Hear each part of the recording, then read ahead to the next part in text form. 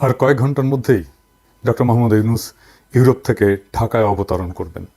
আমি তার নিরাপত্তার কথা ভেবে একটু বিচলিত বোধ করছি, কারণ শেখ হাসিনার নিয়োগকৃত গোয়েন্দা এবং শীর্ষ সেনা কর্মকর্তারা সবাই এখন স্বপদে বহাল আছেন। এই লোকগুলো যে শুধু স্বৈরাচারী শেখ হাসিনার প্রতি সহানুভূতিশীল তাই নয়, একই সাথে এরা ইন্ডিয়ার খুবই অনুগত এবং বিশ্বস্ত অনুচর। বাংলাদেশ সেনাবাহিনীর সাথে সার্বক্ষণিক যোগাযোগ রয়েছে, এই বাক্যটি দেশটির পররাষ্ট্রমন্ত্রী জয়শঙ্কর সেই জন্যেই আস্থার সাথে বলতে পেরেছেন।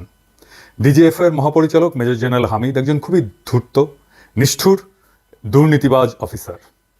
বিগত ৩ সপ্তাহ জুড়ে স্বৈরাচারী শেখ হাসিনা দেশের মানুষের উপরে যে হত্যাকাণ্ড চালিয়েছিল তার অন্যতম পরিকল্পনাকারী, উদ্যোক্তা এবং নির্দেশদাতা ছিলেন এই মেজর জেনারেল হামিদ।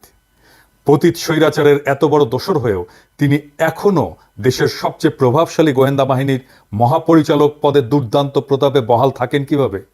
যে ডিজিএফআই এর হেফাজত থেকে গুম হয়ে যাওয়া মানুষকে আয়নাঘর থেকে উদ্ধার করা হলো, সেই সংস্থার মহাপরিচালক এখন এই ঘাতক সংস্থা পরিচালনা করেন কোন শক্তিতে, কোন নৈতিকতায়, কোন বলে, কোন বৈধতায়? তার চাকরি থাকে কিভাবে? তিনি মুক্ত থাকেন কি করে? তাকে এখনই অ্যারেস্ট করুন। এমন অফিসারেরাই পুলিশে কর্মরত তাদের সমগোত্রীয় ঘাতকদেরকে ঢাকা ক্যান্টনমেন্ট সহ বিভিন্ন সেনানিবাসের নিরাপদ আশ্রয় দিয়ে রেখেছেন। পুলিশের IG Abdullah Al Mamun, commissioner Habib, SB প্রধান মুনির, অ্যাডিশনাল আইজি আতিক, বিপ্লব এই সহ ডজন কুমার কুখ্যাত খুনি গ্রেপ্তার এড়িয়ে আয়েসে ঢাকা ক্যান্টনমেন্টে অবস্থান করছেন।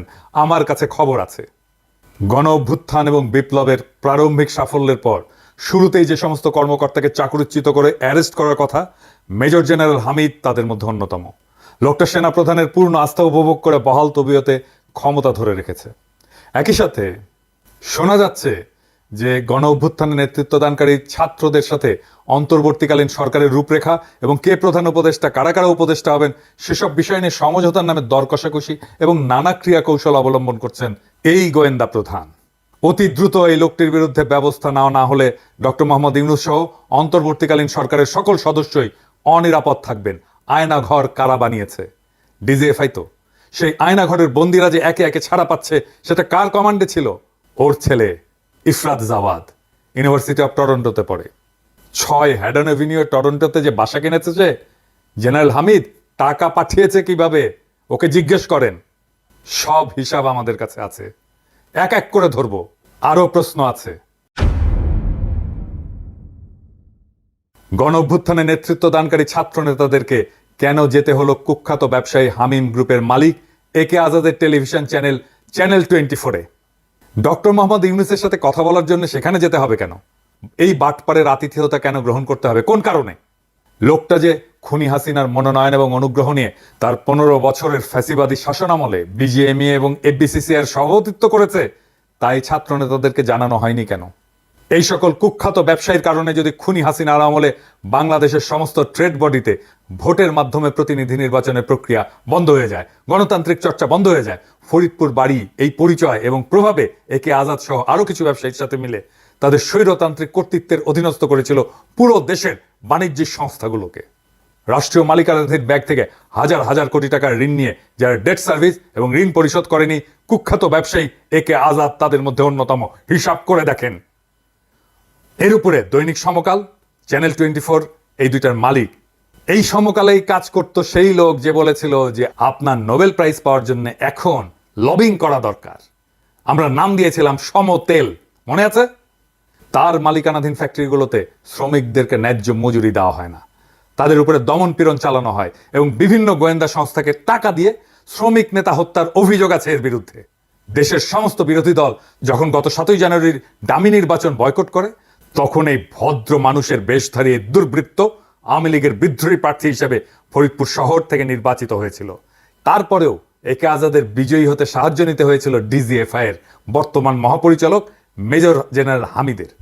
আওয়ামী ফ্যাসিস্ট দুঃশাসনের সাথে ওতপ্রোতভাবে জড়িত এমন সব ব্যবসায়ীদের কাছে আন্দোলনকারী নতুন প্রজন্মকে নিয়ে যেতে হবে কেন? যেখানে আমরা মনে করি 2014, 2018, 2024-এ অনুষ্ঠিত জাতীয় সংসদের সকল নির্বাচন বাতিল করতে হবে এবং এতে জালিয়াতি এবং বল প্রয়োগের মাধ্যমে যারা নির্বাচিত হয়েছিলেন তেমন সকল এমপিকে জেলে পুরতে হবে। এইবার আসেন আরেকজনকে নিয়ে আলাপ করি।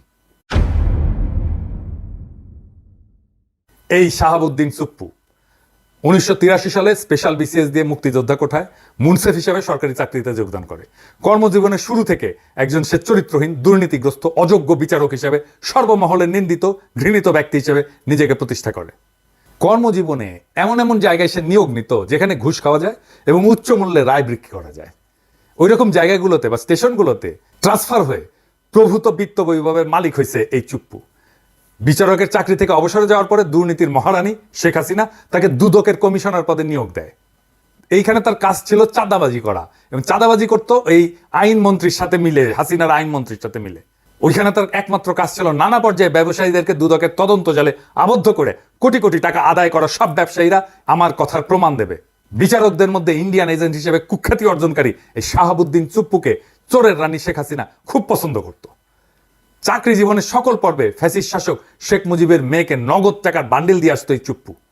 তাদের দুইজনের সম্পর্ক ছিল দুর্নীতির অর্থ ভাগাভাগি করার মতো গোপন এবং খুবই ঘনিষ্ঠ। সাংবিধানিক পদ দুদকের কমিশনার হিসেবে সে অবসরে গেলে কারাল রানী তাকে লুট করা ইসলামী ব্যাংকের ভাইস প্রেসিডেন্ট পদে নিয়োগের ব্যবস্থা করে। সেখানে বসে চুপ্পু সারাক্ষণই দেশ লুটকারী এস আলমের নির্দেশ অনুযায়ী সকল ধরনের অন্যায় কার্যক্রম পরিচালনা করত। এই লুটেরের সাথে তার চুরি বাটপাড়ির সম্পর্ক বিচারিক জীবন থেকে শুরু হলেও দুদকের কমিশনার হিসেবে চুপ্পু এই কুখ্যাত ব্যবসায়ীর অপরাধ কর্মের অন্যতম ঘনিষ্ঠ সহযোগী হয়ে ওঠে। তার নির্দেশ অনুযায়ী বিভিন্ন ব্যবসায়ীর উপরে তদন্ত শুরু করে চুপ্পু তাদের সম্পত্তি, বাড়ি, জমি, ব্যাংক বা কোম্পানির শেয়ার এস আলমের কাছে কম দামে বিক্রি করতে বাধ্য করত। বাংলাদেশের সমস্ত ভিকটিম ব্যবসায়ী এর প্রমাণ দেবে। সফলভাবে অজস্র অপকর্ম সম্পন্ন করার পুরস্কার হিসেবে শেখ হাসিনা তার ব্যক্তিগত ব্যবসা বাণিজ্যের অন্যতম সহযোগী এস আলমের পরামর্শে চুপ্পুকে বাংলাদেশের রাষ্ট্রপতির আসনে বসায় দেয়। ফ্যাসিস্ট সরকারের পতনের পর এই পচা দেশের সেরা দুর্নীতিবাজ এবং ইন্ডিয়ান এজেন্ট শাহাবুদ্দিন চুপ্পুকে রাষ্ট্রপতি মেনে কাজ আগায় নিতে হবে বলে যে শিক্ষকেরা জ্ঞান দিচ্ছেন তারা নিশ্চয়ই হুঁশ হারায় ফেলছেন। এই চুপ্পু মুজিব বাহিনীর লোক, র ট্রেন্ড লোক। মুজিব বাহিনীকে র ট্রেন করছে। বাংলাদেশের প্রেসিডেন্ট যাদেরকে বানাইছে হাসিনা সব কয়টা র ট্রেন্ড লোক। আব্দুল হামিদও র ট্রেন্ড লোক। এমন দাগী অপরাধীদেরকে রাষ্ট্রীয় গুরুত্বপূর্ণ পদ থেকে লাথি মেরে বের করে দিয়ে এদের বিচারের কাঠগড়ায় দাঁড় করাতে না পারলে এই গণ অভ্যুত্থান, বিপ্লব, শত শত শহীদের আত্মদান, অজস্র মানুষের অঙ্গহানি, অন্ধ হয়ে যাওয়া এবং অপরিসীম দুঃখ কষ্ট বৃথা যেতে বাধ্য হবে। পতিত সরকারের রাষ্ট্রপতি চুপ্পু, ডিজিএফআই এর মহাপরিচালক খুনি মেজর জেনারেল হামিদ এবং কুখ্যাত ব্যবসায়ী এ কে আজাদকে অন্তর্বর্তীকালীন সরকার গঠনের সকল প্রক্রিয়া থেকে দূরে সরাই দিতে হবে। তা না করতে পারলে এই তত্ত্বাবধায়ক সরকার ব্যর্থ হবে। এই বিপ্লবকে আর জন আকাঙ্ক্ষাকে ধারণ করতে পারবে না এই তত্ত্বাবধায়ক সরকার। আমরা চাই এই সরকার সফল হোক। আমাদের সমর্থন থাকবে, কিন্তু আমরা চাই না আওয়ামী লীগের হাতে অস্ত্র তুলে দিতে। আমরা চাই না আওয়ামী লীগ এটা বলুক এই সরকার ব্যর্থ হয়েছে। আমরা চিনি কারা হাসিনার অনুগ্রহ পাইছেন। আমরা জানি বাংলাদেশে ভারতের স্বার্থ কারা রক্ষা করে। আমরা যদি এদের কাউকে শাসন ক্ষমতার ধারে কাছে দেখি, বাঘের মতো ঝাঁপায় পড়বো আর কচ্ছপের মতো কামড়ায় ধরবো। ছাড়ন নাই। ইনকিলাব জিন্দাবাদ।